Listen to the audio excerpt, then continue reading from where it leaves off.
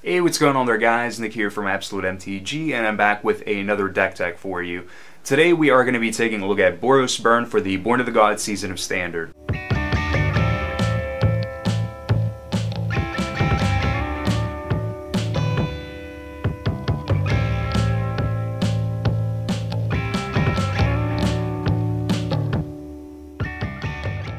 So, the thing that I think that separates this deck from other aggressive decks in the format is the lack of creatures. We're only playing 8 creatures in the main board and a few in the sideboard, but with the majority of the aggressive creature-based decks in the format, they tend to fold to heavy removal and Supreme Verdict-like abilities.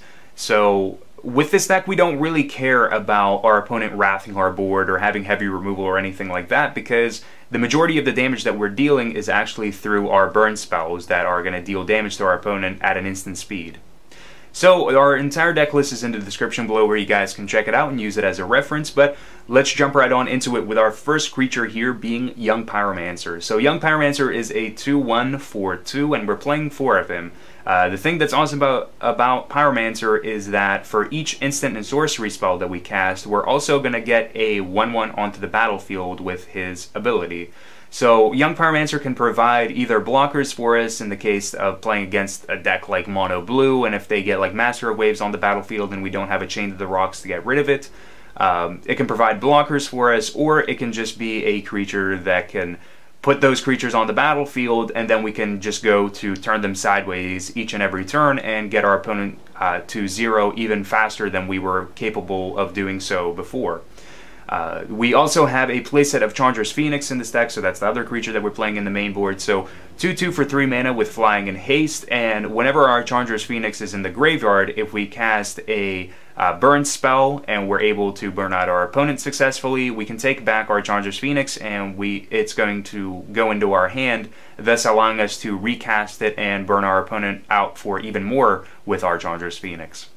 We have 2 Shock in the deck, and this is kind of one of those cards where it's like, alright, well, Shock's pretty alright, it deals 2 damage for 1 red, but it's also one of the easiest cards that we can cut whenever it comes down to sideboarding. It's probably one of the biggest cards that I do cut because it's usually kind of lackluster in a lot of different matchups, but whenever it comes down to it, main board, it's just another burn spell for us. That will transform into like an actual removal spell whenever it comes into playing against other creatures or something like that. So 2 Shocks to deal 2 damage for 1 red mana at a instant speed. We have 4 Magma Jet in the deck, which is going to deal 2 damage to target creature or player, but more importantly, it's going to allow us to scry for the 2 mana that we're investing into it. So Magma Jet is pretty crucial whenever it comes to taking lands off at the top of your library that you reveal with that scry and putting them onto the bottom if you don't actually need them. Magma Jet pretty much just lets us arrange our deck in the fashion where we're just going to get ourselves closer to the actual burn spells and the things that are actually helping us win the game.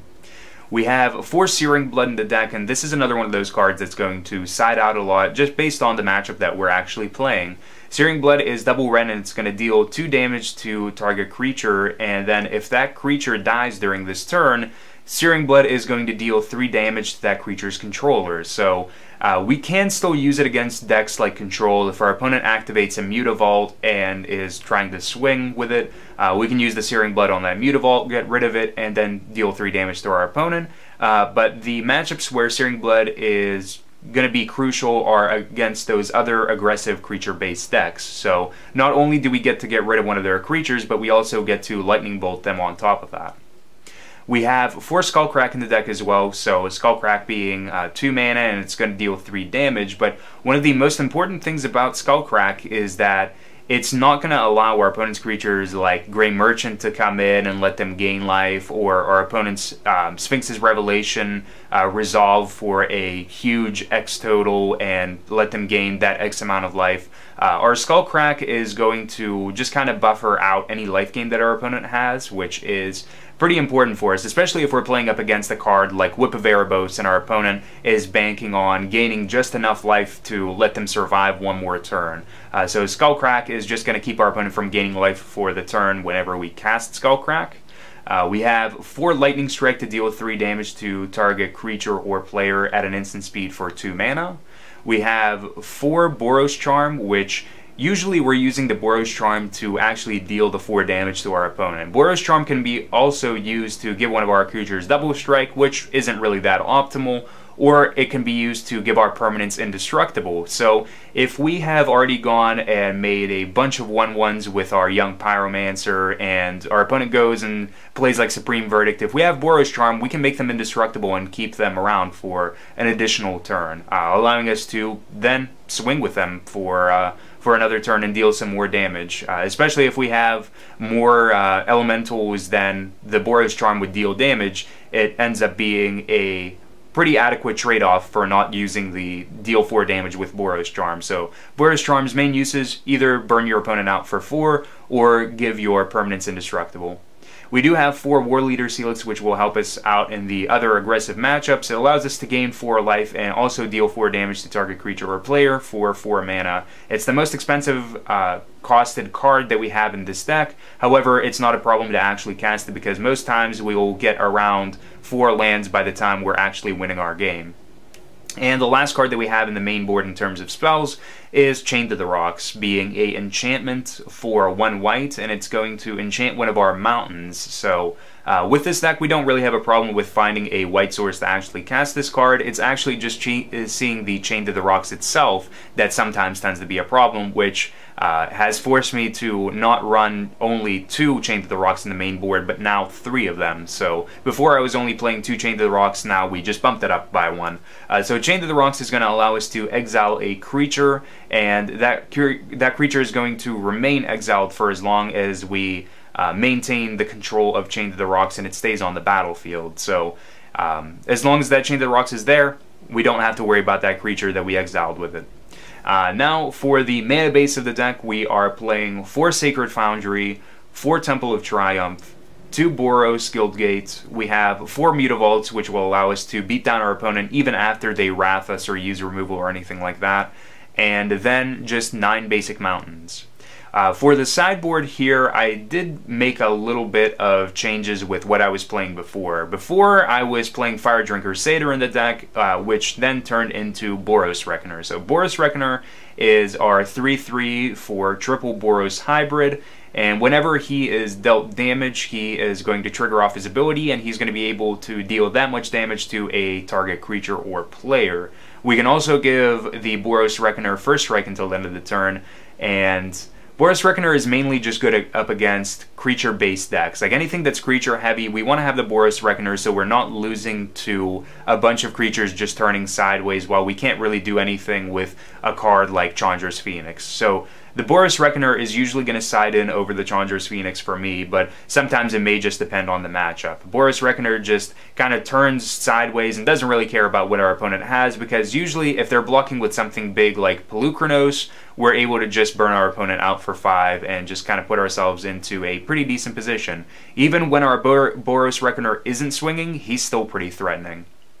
We do have 3 Viashino Firstblade, being a 2/2 for 3 mana with haste, but whenever he enters the battlefield, he's going to get +2/+2 until the end of the turn. So Viashino Firstblade sides in for the matchups where our opponent is playing a lot of removal spells in the main board. However, when it comes to Game 2 and Game 3, you're expecting them to side out some of their removal because your opponent knows that you're really not playing that many creatures.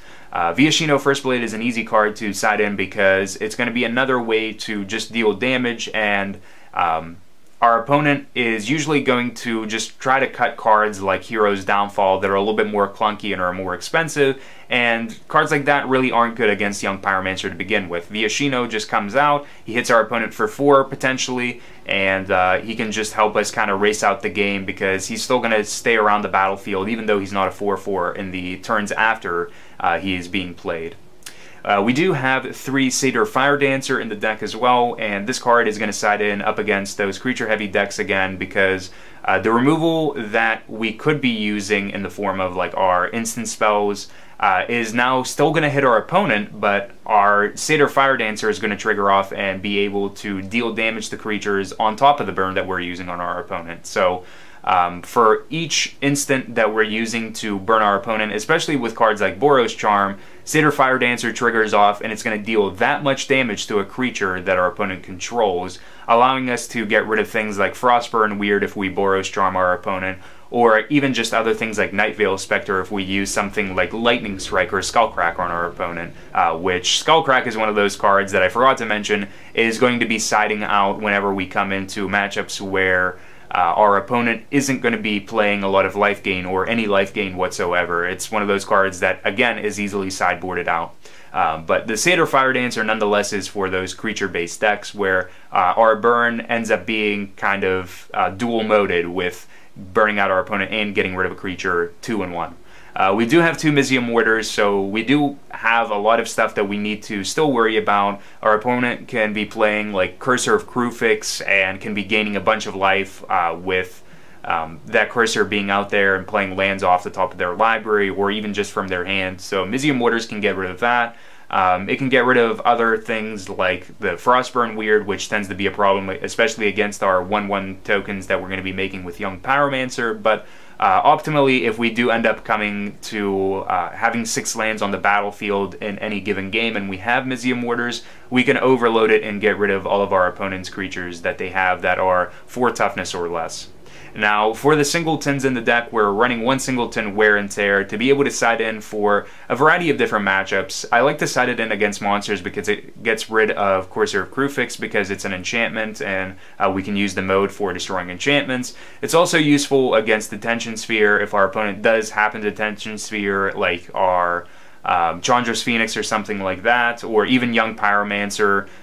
If we don't have any tokens and our opponent just decides to get rid of the Young Pyromancer before we've made any tokens with it and burned them, they may just choose to do that, and then we can get our creature back from there on out.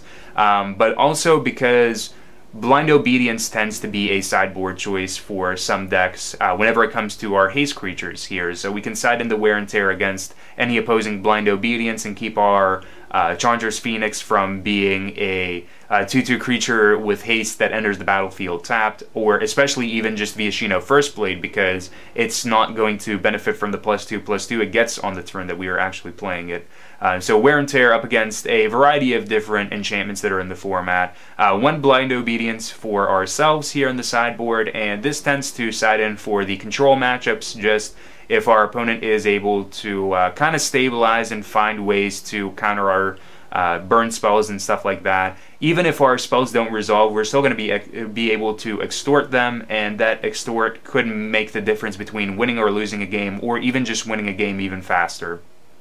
And Blind Obedience is also good up against the monsters matchups, just because it is going to shut our opponent out from playing creatures as blockers if it comes down to us having a more stable board state than they do, and it is going to make their Stormbreath Dragon a little bit more awkward for them because the Stormbreath Dragon is going to enter it in tapped and not be able to just kind of try to race us. And then the last card is Chained to the Rocks, so the last copy of our playset to complement the 3 that are in our main board, and it's going to side in up against a variety of different aggressive creature-based decks, or even just mid-range decks where we don't want our opponent being able to use big creatures against us. So that is our deck tech for us for Boros Burn. If you enjoyed the deck tech, I would appreciate it if you thumbs up this video and subscribe to the channel for more Magic the Gathering content. But until next time, guys, peace out. If you guys enjoyed this video and would like to see more Magic the Gathering content, you can hit the subscribe button on the screen and you'll be notified whenever a new video is available. And for those of you guys that enjoy Yu-Gi-Oh!, you can check out my Yu-Gi-Oh! Channel by clicking on the video in the top right hand corner. Also, be sure to check out our sponsors for the channel, ABU Games and Europe's MTG Madness, for all of your Magic the Gathering needs, no matter where you are.